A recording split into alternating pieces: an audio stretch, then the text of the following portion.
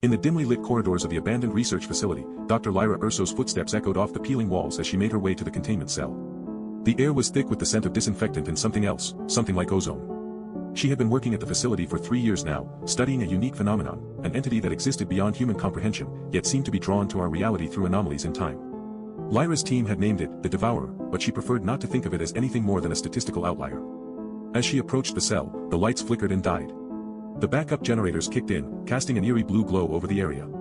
Lyra fumbled for her flashlight on her belt and clicked it on, illuminating the cell's interior.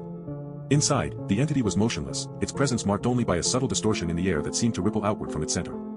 Lyra had never seen anything like it, no discernible shape, yet an unmistakable sense of mass. It pulsed with an energy she couldn't quite grasp, as if it were alive but somehow, suspended. A faint scratching noise came from outside the cell. Lyra's heart quickened as she turned to see one of her colleagues, Dr. Azim, standing in the doorway, a look of quiet desperation on his face. "What is it?" Lyra asked, feeling a shiver run down her spine. "The containment protocols are malfunctioning," Zareen replied, his voice barely above a whisper. "The Devourer's energy signature is fluctuating wildly, I think we're losing control." Lyra exchanged a glance with Zareen, and for an instant, they were two people trapped in a nightmare scenario from which there was no escape.